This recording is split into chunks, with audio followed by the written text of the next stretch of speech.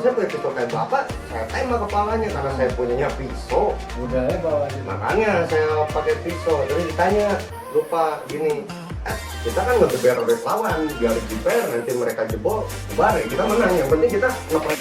Akhirnya saya lari, saya juga ada kena bacok juga di punggung, cuma untungnya saya. Halo guys, ketemu lagi bersama saya di AKJULP Official. Kali ini ternyata banyak requestan yang untuk part 2 bersama Bang Alukey, bercerita tentang Bang Alukey pengalamannya. Kali ini kita turutin part 2-nya, disimak terus dari awal, jangan dipotong-potong setengah biar maknanya juga jelas gitu. Langsung aja sama Bang Alukey. Gimana Bang? Sehat? Alhamdulillah sehat. Nah, berjumpa lagi bersama saya. Kenal izin wal faizin Iya. semuanya. Buat para viewers jangan lupa di share, subscribe, dan komen serta like ya, karena dukungan kalian sangat berarti. Support local brand. Bukan brand, channel. Nah, tuh. Kemarin tuh terakhir kita bercerita tentang cinta ya Bang tuh, yang terakhir tuh cinta-cinta lah. Nah, Cinta. mulai dari cinta, terus kita ngobrol aja langsung mengalir aja terus aja. Siap. Bisa. Sok, dari cinta kemarin tuh pas terakhir tuh apa sih? Bunuh diri. Nah itu bunuh diri, gimana tuh cerita pas bunuh diri tuh? Sekilas aja. Jadi gini ya teman-teman, sebelumnya Assalamualaikum warahmatullahi wabarakatuh. Salam Om Swastiastu, Namo Buddhaya, salam kebajikan. Salam Sunda, Sampurasun. Ampes. Jadi dalam menyikapi cinta ya ayah, Nah, kita teh harus memang disikapi dengan akal yang jernih. Memang pada saat itu mungkin saya teh apa ya, kalap lah, maksudnya salah saya itu mencintai sesuatu itu tanpa apa ya, tanpa rem, tanpa batas. ya. Yang akhirnya saya lupa kalau ada orang-orang yang lebih sayang sama saya yang perlu dicintai. Ya. Tapi nggak menyesal juga atas apa yang terjadi, karena mungkin itu salah satu bentuk orang bodoh pada saat itu mengekspresikan cinta. Yang penting kunci nama hiji tulus, Iya. pakai hati. Nah, itu kan tentang cinta ya Bang ya. Ini banyak requestan, ini mah saya baca komenan, yang ini yang dan lain-lain. Ada satu hal pengalaman Abang biar netizen juga tahu yang sebenarnya, jadi tidak simpang siur nih. Yang tentang Abang tuh yang nusuk tetangga kalau nggak salah, yang penusukan tetangga ya itu teh. Iya. Jadi ceritakanlah, jadi apa itu yang sebenarnya biar tidak simpang siur, yang ceritanya jelasnya. Cerita yang sebenarnya terjadi. Ya, jadi biar tidak ada Ya, hoax lah ya. Itu coba apa yang tentang itu Bang. Jadi pertamanya teh gini, waktu itu, jadi saya ini kan ada di depan rumah teh Ya. bangunan yang memang itu waktu itu punya orang tua saya, cuman atas kepentingan bapak saya, jadi itu harus dijual. Ya. Nah, udah dijual murah lah, semurah-murah mungkin, karena memang waktu itu urgent lah, butuh dana cepat. Akhirnya sama orang pembeli itu dijual lagi ke orang lain separuh. Separuh rumah Itu garasi asalnya. Nah, si garasinya dijual ke orang yang nggak tahu siapa lah dia teh. Si orang teh rese. Si orang teh balaga pisan lah, pokoknya belagu lah, gitu. belagu banget. Tapi sama saya emang enggak. Kenapa tuh? Sama saya emang nggak tahu kenapa, baik lah. Alhamdulillah ada kumaha pepelakannya, alhamdulillahnya. Ya. Baik sama saya. Waktu itu kan pikiran saya, selama nggak mengganggu atau selama nggak mau tengah dupat orang mah baik we antep gitu nya, selama nggak mengusik saya itu biarin aja, mau dia kayak gimana sama orang lain. Nah, ceritanya dia ini nggak akur sama tetangga di sekitar, sampai ada satu tetangga yang kesel sama dia teh. Kesel banget. Jadi memang nggak tahu kenapa saya mah dari dulu dikenalnya teh arogan liarnya teh di luar, nggak di lembur. Jadi di luar aja. Karena patangannya kayak bro, mun didinya rungsing di lembur sorangan, liar balik. Iyalah, betul. Susah pulang kalau kita belagu di kampung sendiri. Jadi mending Susah. nakal itu di luar, terserah di kampung orang mau kayak gimana, yang penting di kampung sendiri jaga martabat keluarga. Betul, ya. Yang akhirnya Itu saya setuju yang itu. iya, alhamdulillahnya warga sekitaran rumah saya itu pada pro ke saya lah. Jadi kalau ada apa-apa saya suka dilibatkan. Malam-malam si tetangga ini datang ke rumah, perempuan. Dia mau minta izin ribut. Minta izin ribut. Nah, ini Ya. nih.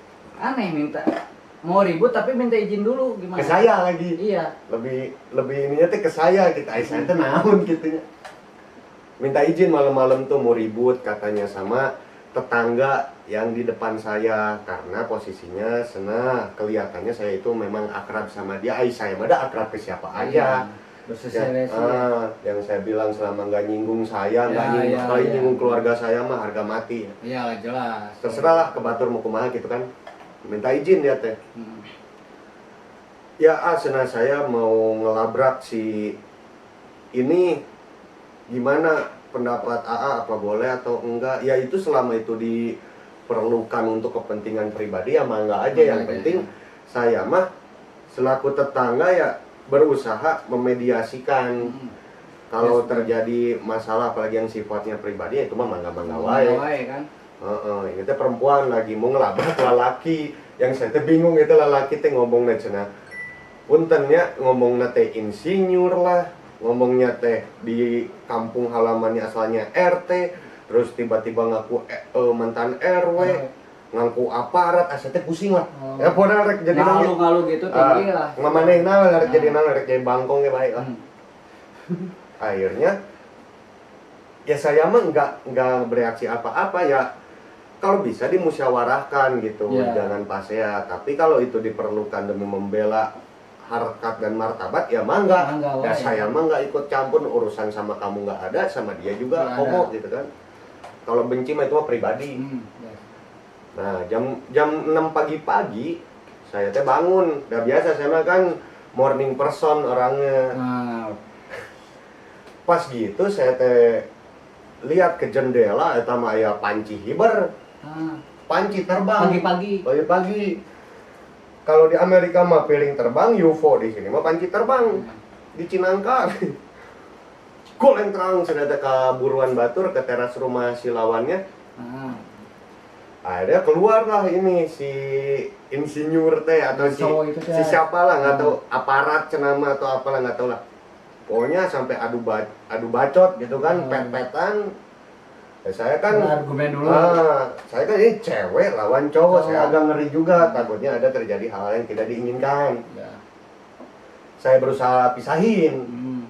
Saya pisahin, itu kan undang perhatian warga sekitar juga, pada keluar. Ya meren, mampang mumpung teh da warga teh rujit ke jelema teh. Emang ke orang ini emang warga juga. Ya nggak seneng. Gitu. Jadi mampang mumpung teh ada yang ngebalakin. Nah udah gitu, saya kan inisiatif langsung manggil RT, RW, dan keamanan. Dan ternyata saya teh cina salah satu keamanan, saya mah nggak tahu ya. Dan saya mah pokoknya berusaha jaga lembur, saya mah barudak jaga lembur. Terus udah aja saya manggil RT, RW buat datang. Akhirnya mama saya itu waktu itu baru datang pisan jam 4 subuh. Baru datang ke sini ke rumah saya. Otomatis keganggu dan akhirnya kebangun, dia itu turun ke bawah. Itu mah dia jongkok aja gini nonton. Ini ninggalin pasea gitu, ku kepona mama saya teh. Tiba-tiba mama saya lagi diem lagi nonton, nggak ngapa-ngapain. Orang bangun tidur lulungu, belum nyawanya belum kumpul canonjol ditutunjuk di sia-sia. Di depan saya. Saya teh sempat bengong dulu mikir. Enggak, kenapa? Nah nggak tahu, itu dia makanya yang bikin saya marah teh. Untuk alasan apapun, rek bener rek salah inung orang eta tunggu rahayu orang. Mati itu mah pasti. Sabubukna samodarna eta kolot mah namanya orang tua keluarga. Udah gitu, mama saya ngahulang, saya ge ngahulang dulu. Ini teh ke siapa? Saya teh bingung kan. Soalnya di situ juga dia tuh banyak adu bacot sama orang, berargumentasi sama banyak orang lah intinya. Nah ini asa korelasi nanti puguh jol ke mama saya gitu kan. Wah refleks pas lihat, oh mama saya disasi-sasi. Oh iya. Oh nyebut nama mama saya, refleks saya langsung ke dapur, saya bawa pisau. Oh. Saya kejar kan, saya kejar. Wah beda bro, urusan yang kolot mah saya mah jiwa raga yang kolot mah asli. Iyalah. Tunggu rahayu Bener. atau mah. Saya kejar, saya ditahan, dipeluk, dirontok lah. Keluarga teh ditahan, dipeluk. Bentar bang, hari itu teh kejadiannya berarti jam 4 subuh. Enggak, jam pagi-pagi jam 7. Pagi-pagi jam 7. Mama saya baru datang jam 4 subuh. Wah, terus gua Saya tuh kayak sapi ngamuk lah intinya. Dihadang kontrol pokoknya yang masih dihadang sama berapa belas orang lupa lagi saya teh. Saya teh udah kesel ya, sakit hati. Beda saya mah. Ngehina saya mah baiknya. Ya. Aika kolot mah beda pisan. beda kalau menghina Beda orang tua, urusan. beda urusan lagi. Akhirnya si pisau itu saya beset-besetin ke tangan orang yang nahan saya biar dilepas. Bener tak dilepas. Lepas. Wah saya udah, saya tadi kejar terus diberi. Saya pegang kepalanya, saya balikin pisau, saya tusukin Ke bagian mana? ke bagian punggung. Oh, ini Arahnya ke bagian punggung, dan dianya nunduk gitu kan. Iya. Pas gitu, bukan copot apa, ngolosot. Ya ngolosot. Maksudnya apa? Ini dianya Apa, menghindar. Oh, menghindar. Gak kena Menghindar. jadinya. Yang kedua kali, cak. Kena. Nah, iya lari dia langsung. Oh. Lari langsung ke rumah orang lain, ke rumah orang lah. Mengamankan diri menurutnya. Langsung mabur. Ke bagian dada lagi Enggak, punggung. Bener. Dan punggung dari dianya kan pas saya kejar tuh gini, nunduk. Oh. Jadi saya pegang, saya tusukin. Hasil dia lari ke rumah tetangga minta bantuan. yang mengamankan diri lah intinya. Ah. Saya langsung direbut pisau saya, langsung saya ditahan, ditenangin sama masyarakat. Masyarakat juga nggak nyalahin saya di situ karena memang semua juga ngerti lah, dai kolot mah harga mati. Iyalah jelas. Nah, dia tuh langsung nggak nongol-nongol lagi lah di situ teh. Itu masih ramai juga. Di situ masyarakat masih ramai. Dan sampai akhirnya jam 9 pagi mungkin saya tuh diamanin sama pihak kepolisian. Oh, ada yang datang atau gimana? Ada yang laporan. Ada yang laporan. Itu masih ramai dan saya pun udah tahu konsekuensinya. Oh, Yang iya. berjang polsek di wilayah rumah saya udah pusing lah. Udah maksudnya di Cinangka ada kerusuhan. Si Arun. Oh, udah pada tahu gitu. Datangnya Males nyantai. Nyantai serse teh datang juga nyantai sambil nyalase. Mana pelakunya? Ngacung saya mah. Abi Pak. Aduh, senang. ini deh. Istilah miluh lah sakedeung lah. Baik. Iya mah mana biar masyarakat tidak resah. Langsung dihalangin sama warga. Pak kalau mau bawa Bang Harul, bawa juga saya. Kenapa tuh? Ngebela saya warga. Nggak terima kalau saya dibawa. Kalau mau bawa Bang Harul, bawa juga saya. Terus yang lain juga sama. Ya saya juga bawa. Kalau dia dibawa, saya juga harus dibawa. Kenapa? Ya karena saya juga nggak seneng sama orang itu. Ya intinya nggak terima lah kalau saya dibawa sama polisi. Tapi karena saya warga negara yang berusaha mengikuti aturan hukum, dan maksudnya saya nggak bilang warga negara yang baik, yang baik mah mau nusuk. Iya udah lah. Ya maksudnya warga negara yang berusaha patuh pada hukum dan bertanggung jawab. Betul. Saya ikut aja ke polsek. Ikut lah. Ikut di BAP normal biasa. Di BAP di di BAP gitu kan, terus ditanya, "Kenapa kamu berusaha untuk melukai si ini?" gitu kan. "Kenapa kamu pakai pisau terus bukan berusaha membunuh si ini?" katanya. "Kenapa kamu pakai pisau dan berusaha membunuh si ini?" "Ya karena saya punyanya pisau, Pak." Kalau saya punya pistol kayak bapak mah saya tembak kepalanya, Pak. Iya. Iya serius, kenapa? Ya itu. Karena dia apa maksudnya mempermalukan orang tua saya di depan banyak orang.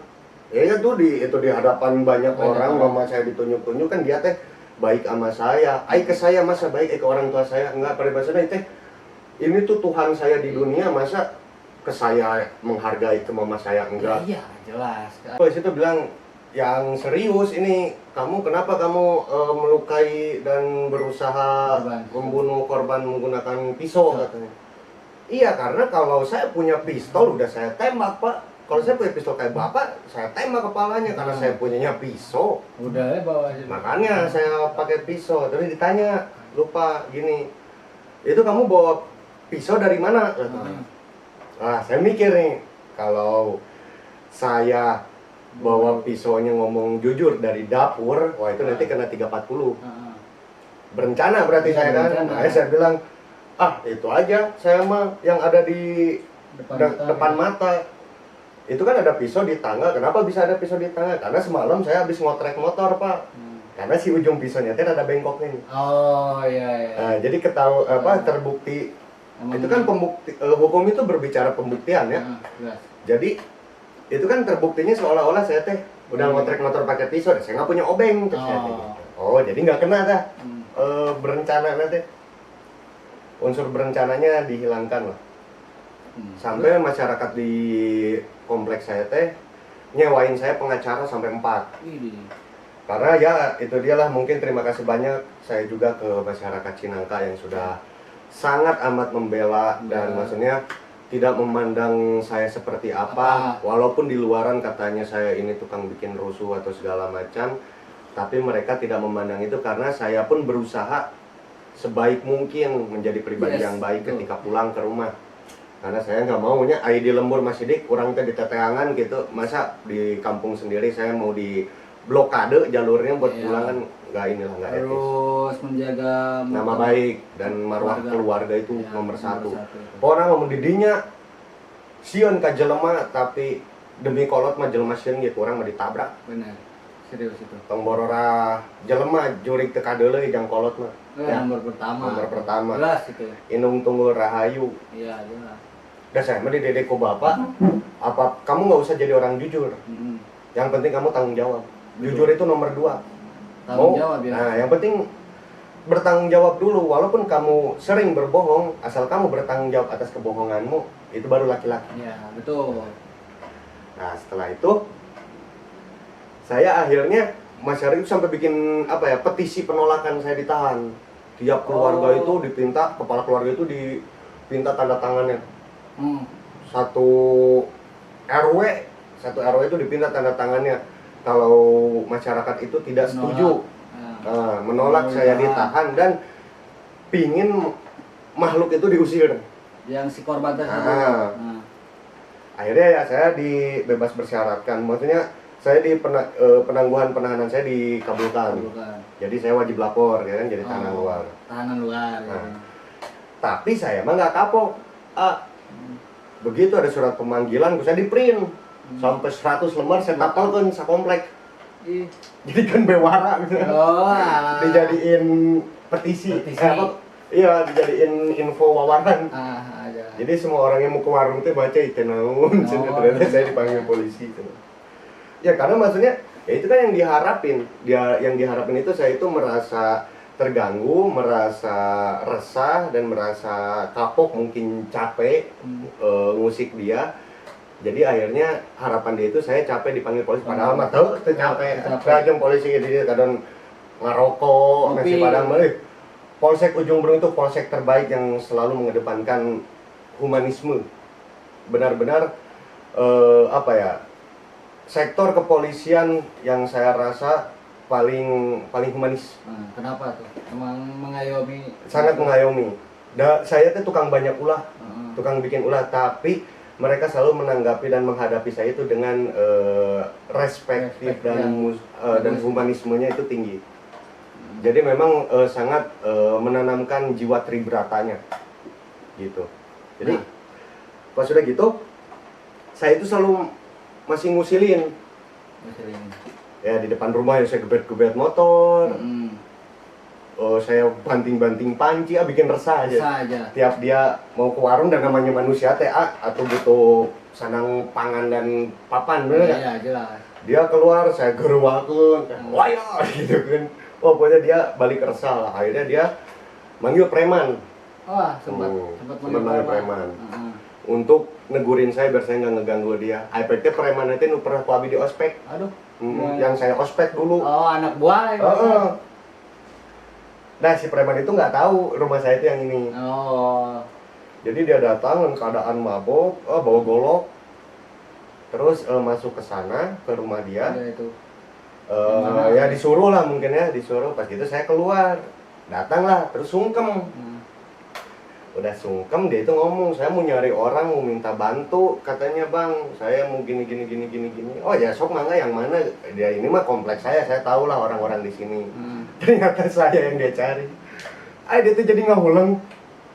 Bang, saya mah gimana ya bang, saya mah jujur bang, ini mah ajang beteng mah sebenarnya, maksudnya kepentingan perut mah apapun diupayakan. Ya saya bilang ya, saya ceritain lah, ada saya juga nggak sembarangan. Ya saya nggak ditaktor lah sama yang sebawahan, taruhnya sebawahan ya, padahal umurnya lebih tua dari saya.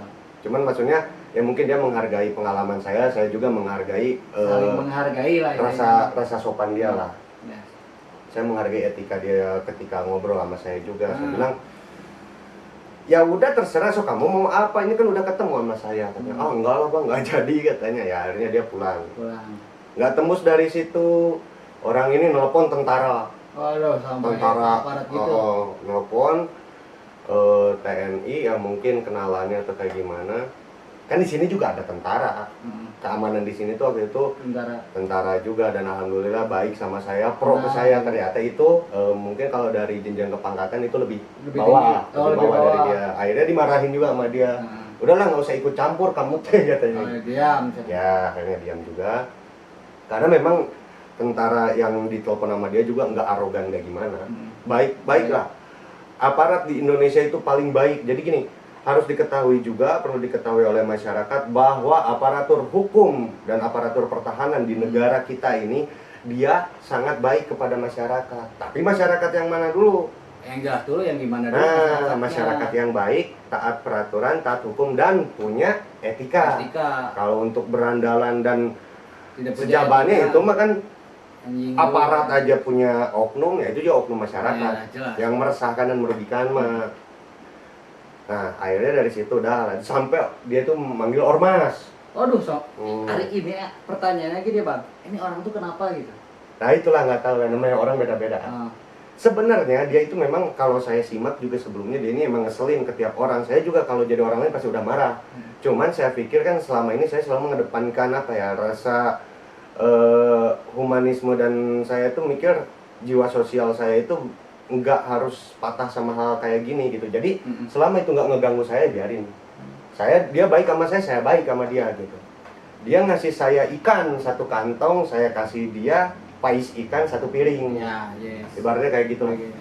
Nah, akhirnya dia manggil ormas, dikumpulin di depan rumah saya, dan memang rumah kita itu depan-depanan. Depan-depanan. Saya tuh bukan takut, ngapain ketawa, ini tuh orang-orang tuh mau pada kemana aja saya tuh. Ya udah, saya juga telepon anak-anak sampai metet penuh jalan kompleknya. Saya panggil semua orang yang saya kenal, ngumpul ngegunduk sampai jalan itu diblokade. Ya penuh aja, nggak bisa lewat. Diblok. Ya. Ormasnya yang bingung. Dia kan pulang lewat situ dari rumah saya di ujung. Satu-satunya jalan pulang ya ke sana lagi. Oh iya, pusatnya ke situ.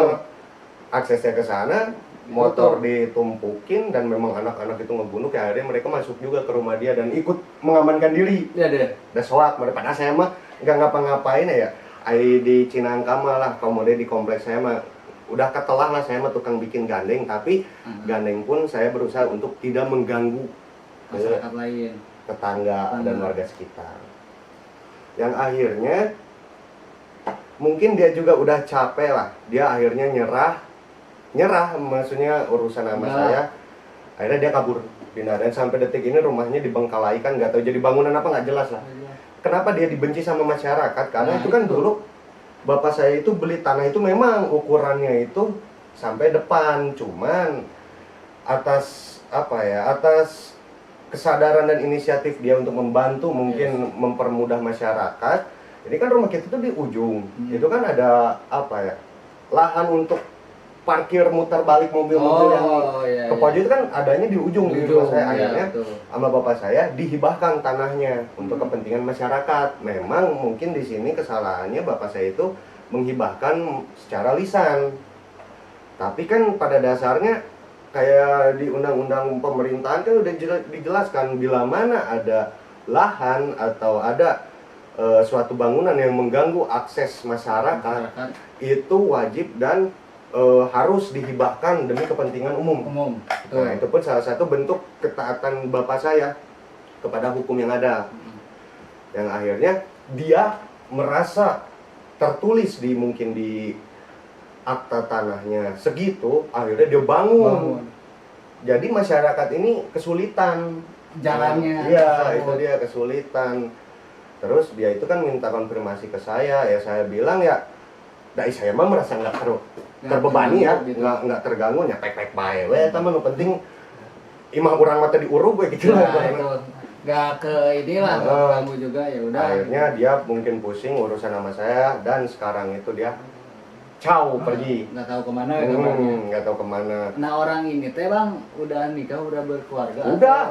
Udah punya cucu. Oh lah. Udah orang tua. Orang tua. Maksudnya orang berumur lah, kepala 50, nggak tahu kepala 4, nggak tahu kepala 5 lah intinya. Tapi abang pernah telusuri gak orang ini tuh kan nggak ada sebab, nggak ada apa juga kayak gitu. Nyebelin.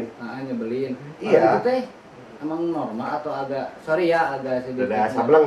Sableng udah pasti karena masyarakat yang normal dia itu bakal gini, masyarakat yang sehat dan sadar akan peraturan bersosial, dia bakal mengedepankan kepentingan sosial. Ya, yes, betul. Dan dia bakal mengedepankan norma-norma bersosial karena sejatinya orang itu harus sadar bahwa manusia itu pasti membutuhkan orang lain, dan mungkin maut jauh ngaliang kajaro sorangan kan. Iya, karena hidup tuh harus bersosial. Nah, harus bersosial hidup itu.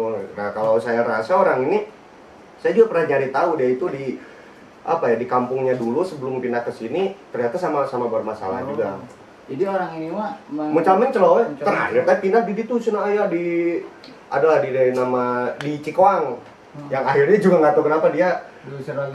Kayaknya diusir lagi, kayaknya bermasalah lagi. Jadi memang ya makanya masyarakat di sana itu suka bilang, di sini itu suka bilang kalau ada urusan sama saya itu males.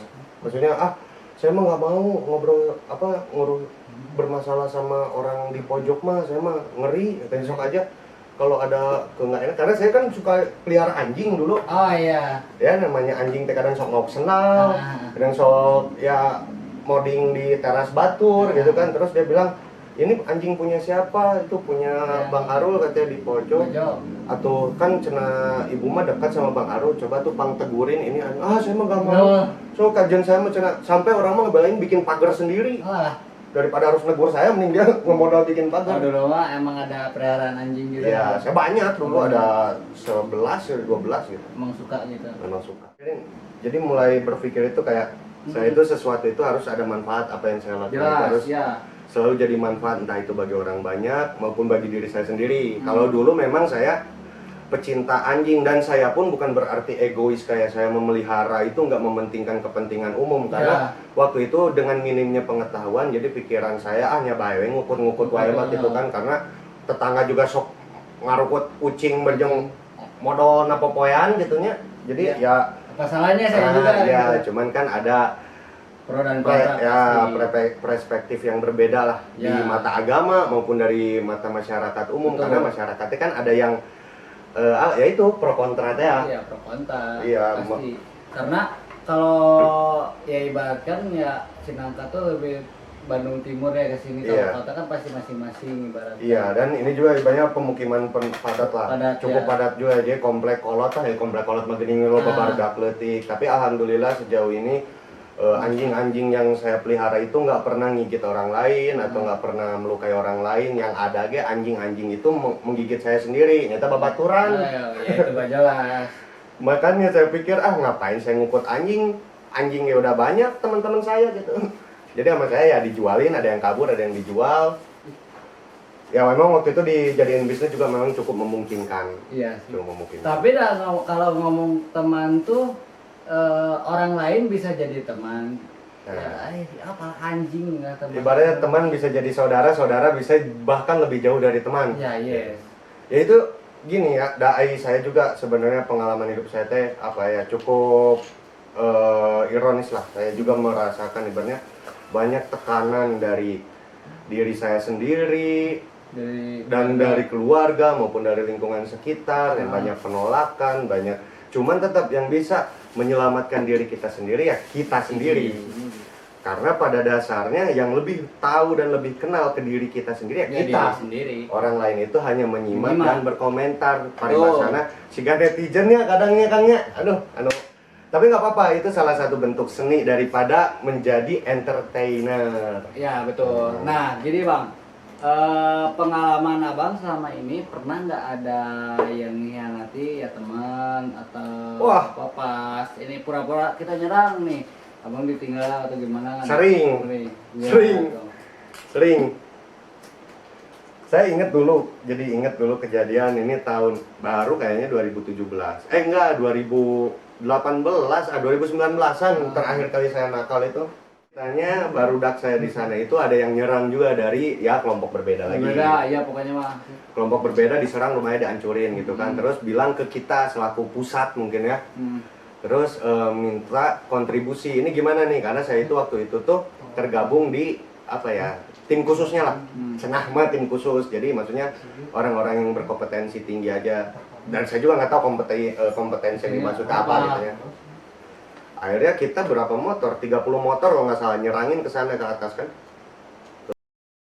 Tangannya mah emang nggak tahu apa-apa gitu. Nggak tahu apa-apa ya biasa aja gini nyata gesekan-gesekan bergerombol ya gini. Oh iya. Ya mungkin manusia-manusia gabut yang berkerumun, bergerombol terus minum minuman keras, nggak punya aktivitas yang positif ya makanya. Betul.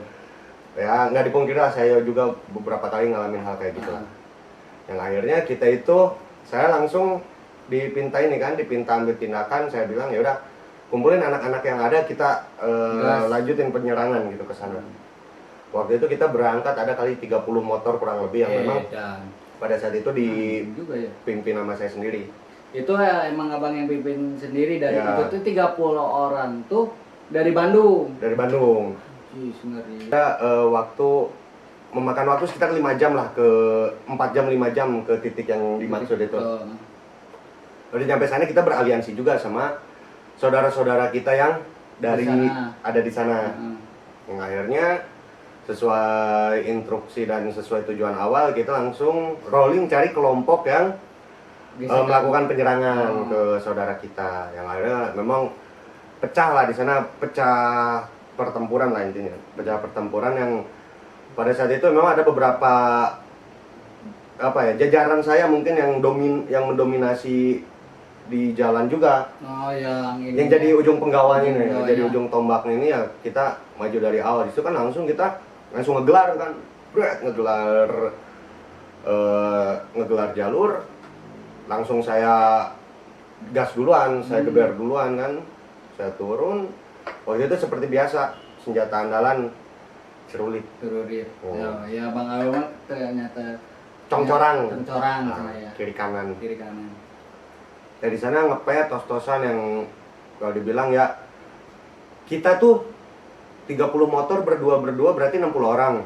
Yang ngelawan yang mungkin pada itu kan malam minggu.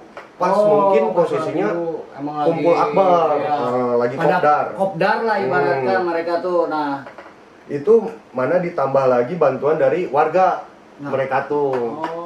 Mereka tuh karena mungkin lihat plat juga.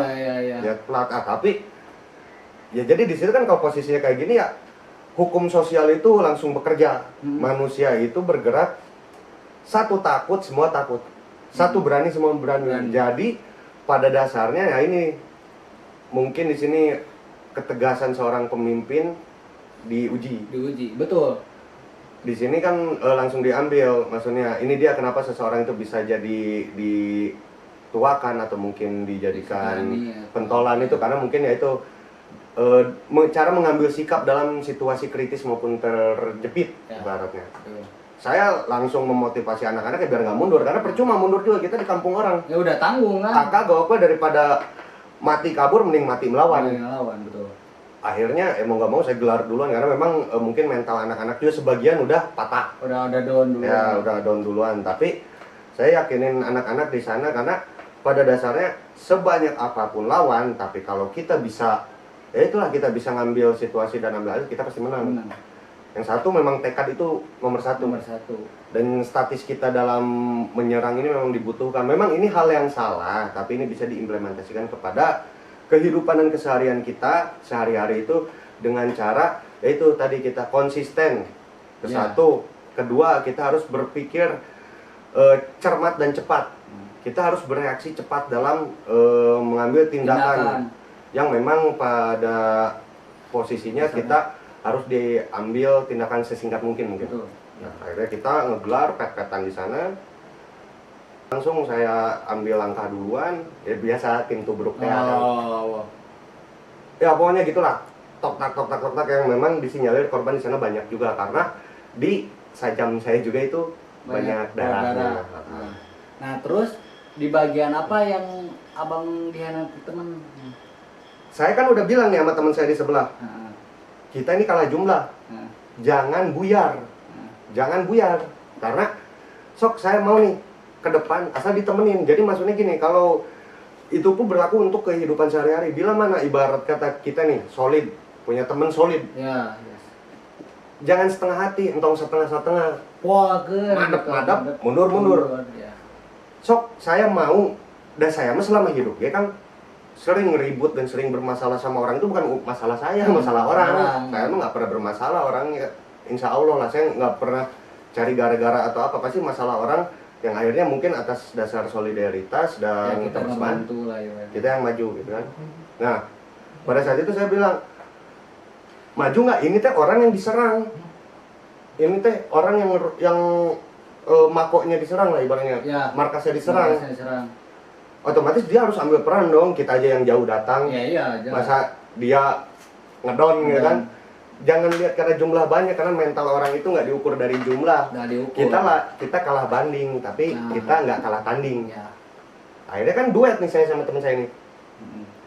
Pas saya maju sendiri, maju kita tuh berdua kan, kita kan ngegeber lawan, biar jiper nanti mereka jebol, ubar ya kita menang. Yang penting kita ngepres mereka dulu gitu. Ternyata itu mungkin si taring-taringnya yang keluar. Kita maju, dia maju. Nah, saya sendiri ternyata. Akhirnya kita berdua nih, larinya bareng. Ternyata pas begitu musuh itu kelihatannya nggak bawa sajam. Kalau saya kan udah kiri kanan lah, kayak congcorang teh, kayak apa sih congcorang teh? Ini simut, atunya, congcorang lah pokoknya mah. Belalang, pas saya lari, nah musuh tuh langsung set pada keluar sajam juga. Teman saya mungkin kegertak, muter ke belakang. Jadi biasanya itu kan kalau statis perang dalam lapangan itu kan, ini maju satu nih ngebantalin, pas yang depan udah nggak kuat ini, pas mundur harus ditahan sama ini, yang ini maju, nanti dia udah capek tahan lagi. Jadi nggak ada korban yang peribahasa nama diayamin lah, nggak ada yang disayurin gitu. Pas tabrak-tabrakan, ya lumayan capek atau satu lawan mungkin pada saat itu yang serang saya juga itu ada 6 orang. Berarti pas abangnya itu emang posisi sendiri gitu? Ya ternyata saya sendiri. Saya tak, kena lah tangan saya di sini. Pas kena yang ke halangan tato sih. Pas kena saya udah kaget kan. Wah ternyata tembus. Pas tembus saya panik juga kan. Wah ini tembus nih, tumben. Saya mundur, nggak ada yang ngebantalin. Nggak ada yang ngebantalin. Anak-anak itu udah pada naik ke motor siap kabur. Oh jadi malah mau kabur. Malah siap kabur. Tapi ada teman saya satu ini yang memang solid lah, saya muji. Dia nggak kabur sebelum saya naik ke motor. Diam aja. Untungnya itu saya gini mikir, kalau saya dari kan tos-tosan nih, kalau saya langsung balik ke belakang pasti kan kebelibet kaki, jatuh. Wah udah nggak tahu saya meren liwati dinya lah paribasana. Karena saya lihat juga di sana ada yang berdarah ininya, karena kan ya namanya sambil gelap sambil gini masyarakat keluar. Karena mungkin mereka itu pribumi di sana. Ya. Akhirnya nyerang kita juga, mau nggak mau saya mundur. Ya. Ternyata nggak ada yang ngebantalin.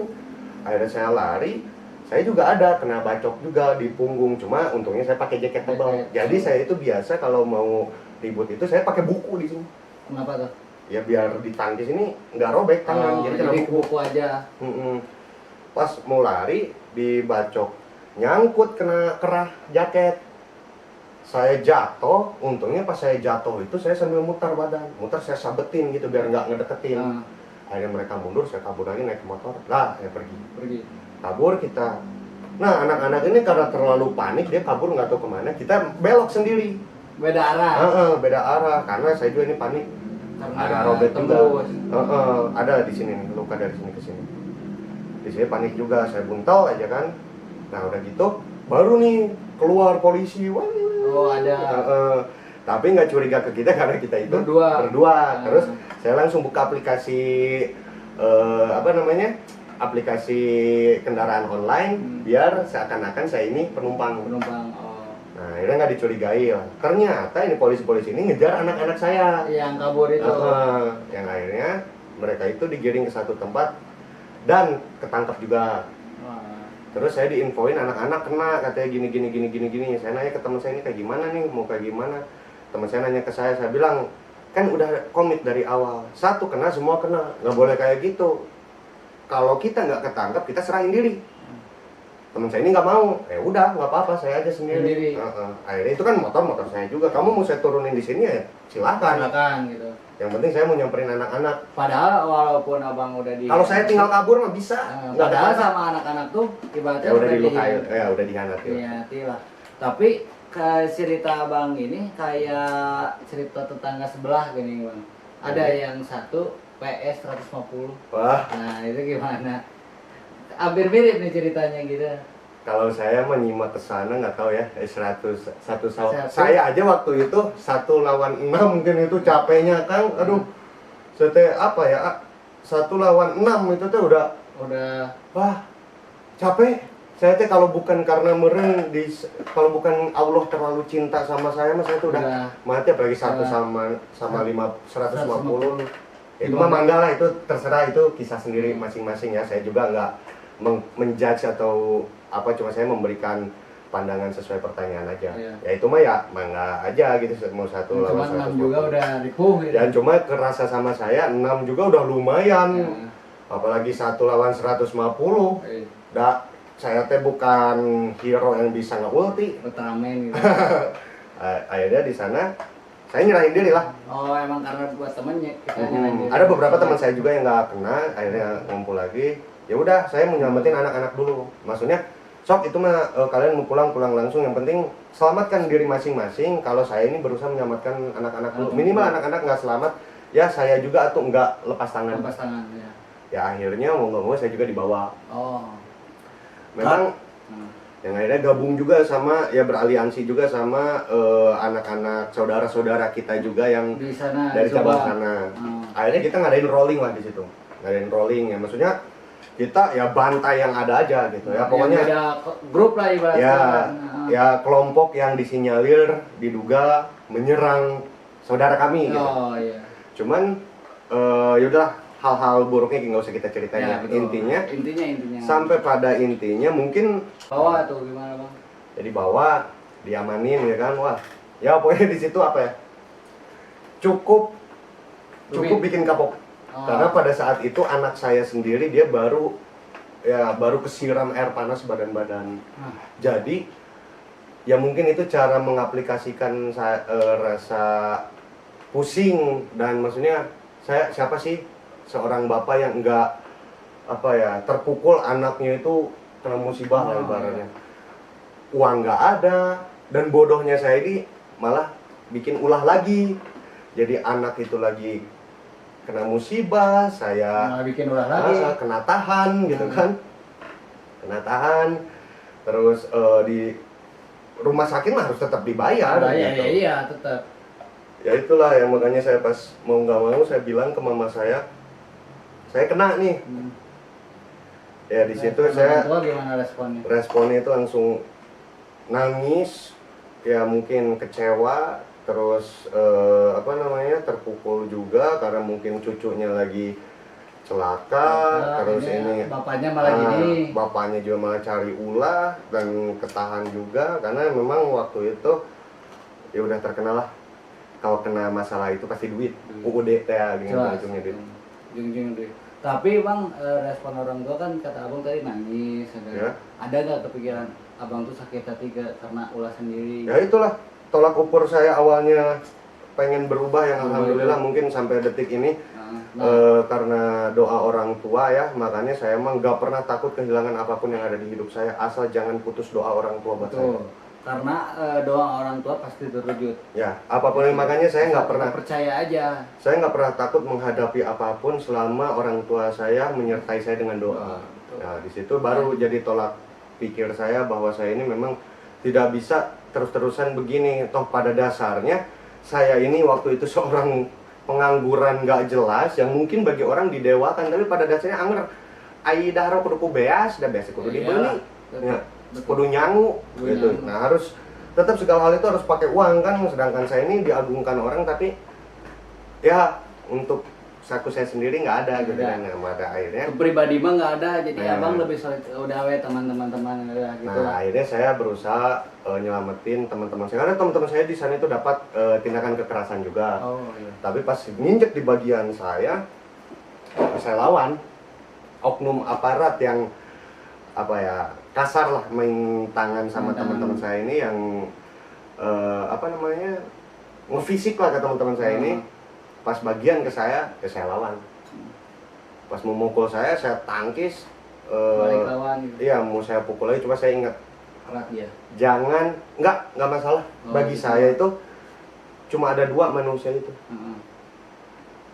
Benar dan salah nggak akan ketukar. Iya, betul. Terlepas dari dia aparat, masyarakat, kalau kita benar mah ya udah. Ya, judulnya kita salah, tapi ada prosedural kan. Sekarangnya ada prosedurnya, harus prosedural dong.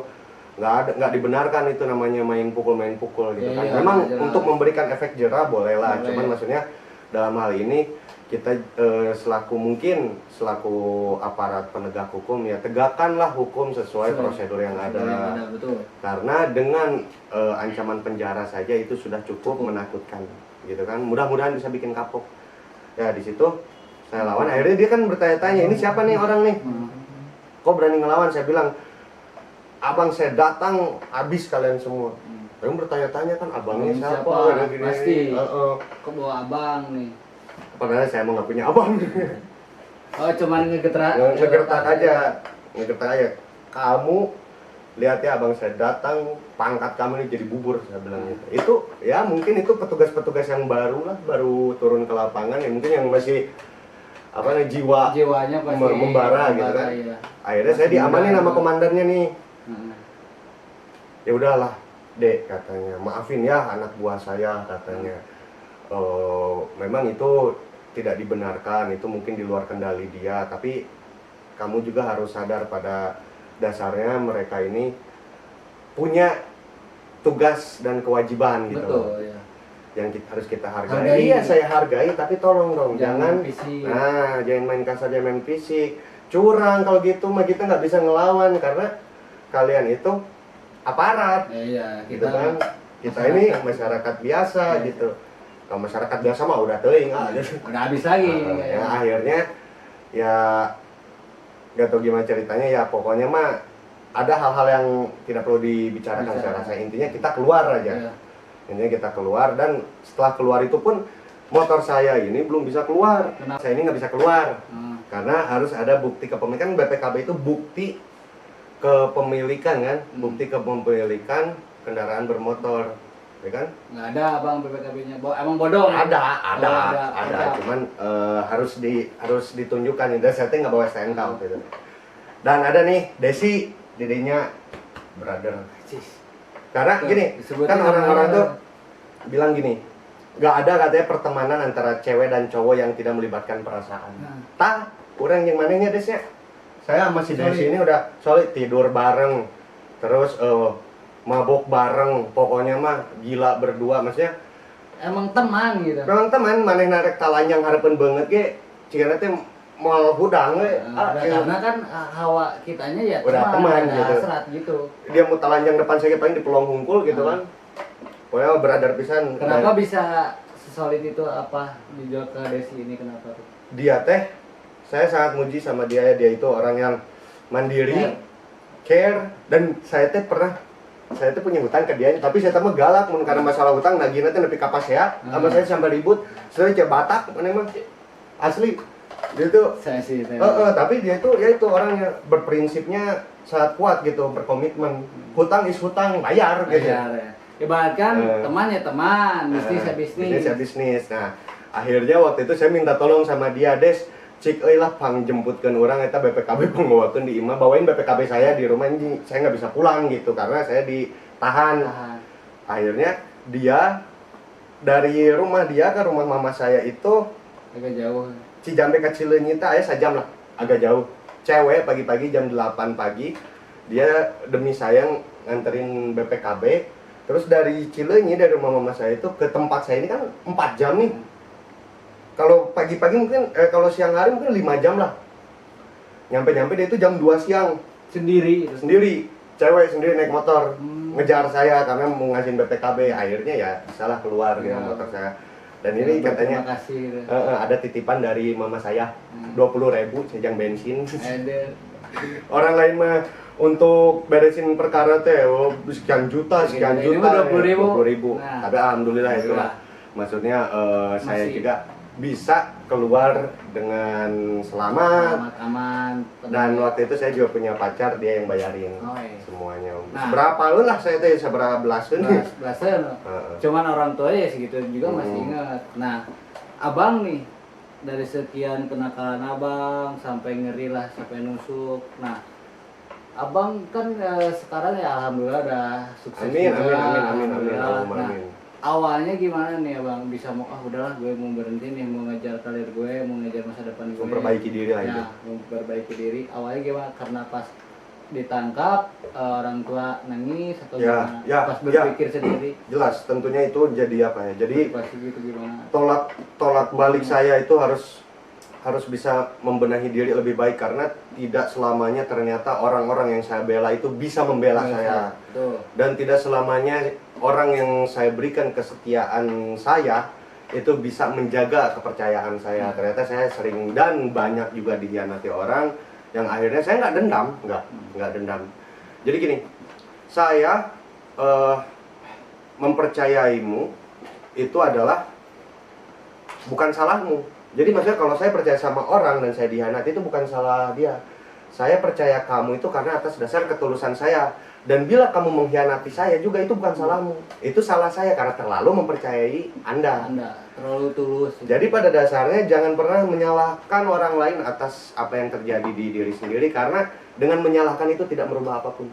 Pada dasarnya kita balik lagi ke diri sendiri. Introspeksi diri aja. Diri kita mau dibawa kemana? Diri kita ini mau dijadikan apa?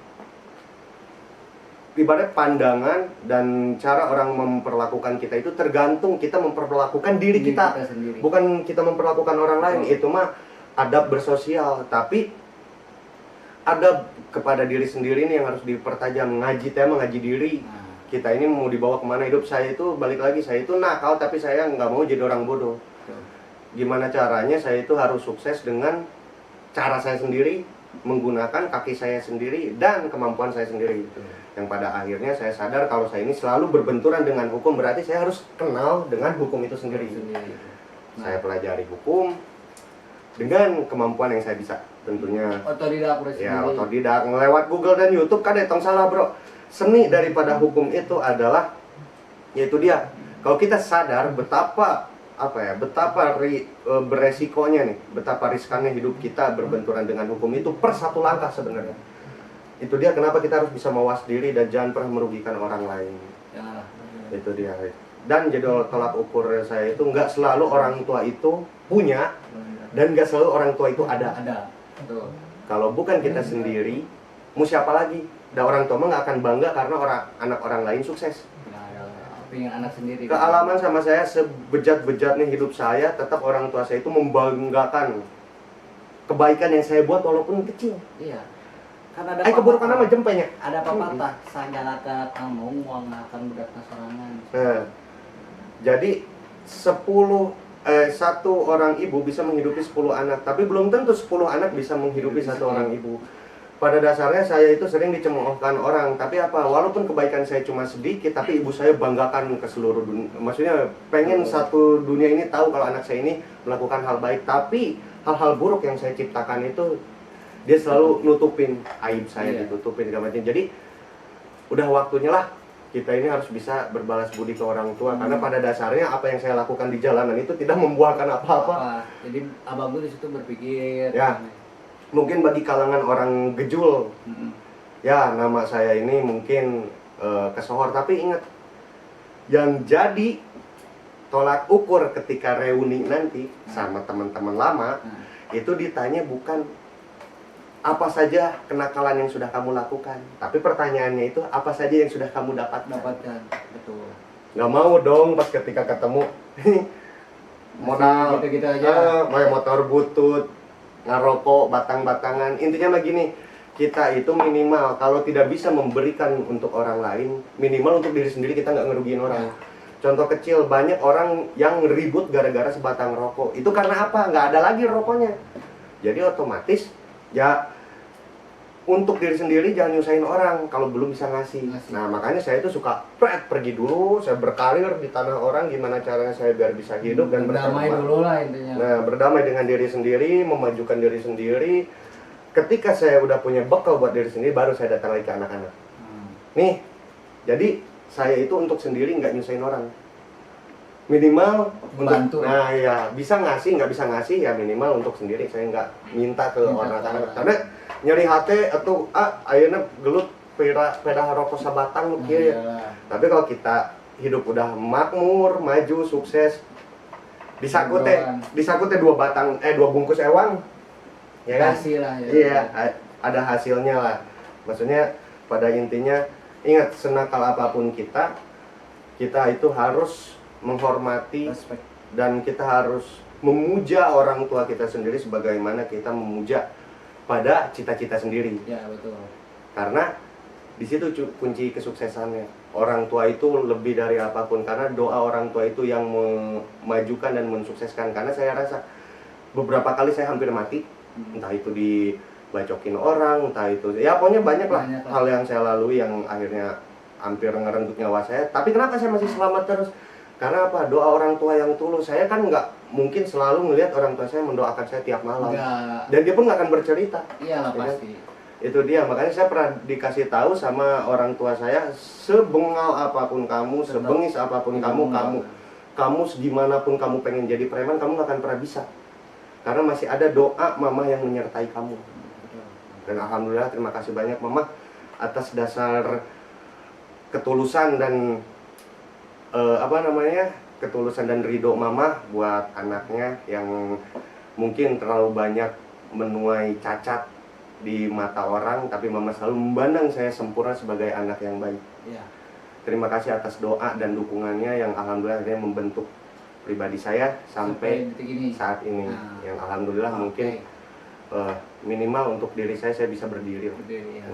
Oke Bang Alul, dari sekian cerita Bang Alul dari part 1 sekarang part 2 nih, pengalaman Bang kan kalau bercerita itu nggak akan ada habisnya. Iya, betul. Nah, ada ibaratkan cobalah kasih kata-kata dan motivasi buat pengalaman Bang Alul ini dari part 1 sampai part 2 ini. Iya.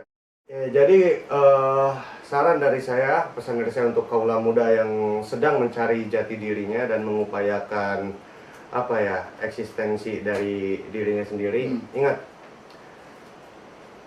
apa yang kita dapatkan di kemudian hari itu adalah apa yang kita kerjakan pada saat ini.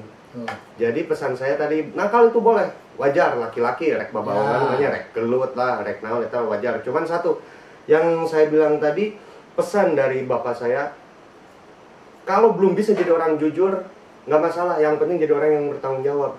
Jujur itu kedua, bertanggung jawab ini yang pertama. Sekalipun kita berbohong asal bertanggung jawab, itu adalah hal yang sangat terpuji. Itu sangat gentle. bertanggung jawab itu adalah kunci jadi laki-laki. Ya. Karena terserah kamu mau jadi cowok atau laki-laki. Pilihan hidup itu. Nah, karena nggak ada laki-laki bajingan, adanya cowok bajingan. Intinya kita harus bertanggung jawab. Yang kedua, apapun yang kita lakukan itu harus bermanfaat, entah untuk diri sendiri maupun untuk orang lain. Ya. Yang pada intinya, apa yang kita kerjakan itu bila mana bermanfaat untuk orang, itu yang akan kembali ke diri kita sendiri. Karena itu yang saya alami. Itu yang saya alami selama hidup adalah bila mana kita melakukan hal yang bermanfaat, terserah itu mau melalui hal yang buruk atau mau melakukan dari hal-hal yang baik, intinya harus bermanfaat. Kalau kita melakukan hal yang buruk tapi bermanfaat, setidaknya ada sisi baik yang bisa diambilnya. Apalagi kita berlaku baik dan bermanfaat. Karena kealaman sama saya, apa yang saya kerjakan, apa yang saya niatkan dan apa yang saya lakukan itu, selama itu berbaur dengan kepentingan banyak orang, alhamdulillah diri saya dan urusan saya itu selalu dipentingkan juga oleh orang lain. Di mana we babales mas, saya ngasih tahu aja. Di mana we milik mah yang penting gitu, tidak ada niatan untuk melukai orang, melukai hati orang. Cukuplah. Makanya saya pesan juga ke adik-adik nih yang masih pelajar, saya tidak menyuruh Anda untuk jadi orang baik, tapi jadilah orang yang cerdas. Karena hancurnya hidupmu di masa depan itu bukan hasil tangan orang. Itu adalah pilihan kita sendiri. Betul. Saya alhamdulillah masih dikasih jalan oleh Allah. Kalian belum tentu juga dikasih jalan. Jadi harus lebih berhati-hati lah, lebih memuaskan diri lagi. Karena apa yang saya lakukan ini dijadikan pedoman buat kalian ya. Apa yang saya lakukan itu tidak ada baiknya sama sekali dan tidak bermanfaat. Jadi ambil sisi positifnya, buang sisi negatifnya. Berbijaklah dalam berkomentar, berbijaklah dalam mengambil pandangan, dan jangan sampai konten yang dibuat ini itu menjadi motivasi untuk melakukan hal buruk, kejahatan. Itu bukan. Adanya konten ini itu untuk menegaskan bahwa hal-hal yang buruk itu tidak bermanfaat. Betul bang. Gitu. Nah, dari sekian cerita Bang Alul ini sangat berterima kasih Bang. Ya, sama-sama. Mudah-mudahan sama yang nonton ini diambil sisi baiknya, buang sisi negatifnya. Nah, selanjutnya nanti kita ngopi-ngopi santai ya Bang ya. Siap. Oke guys, sampai di sini aja. Jangan lupa di like, di komen, dan di subscribe, dan jangan lupa di follow juga IG-nya Bang Alul. Apa namanya Bang? Nanti ada di bawah ini.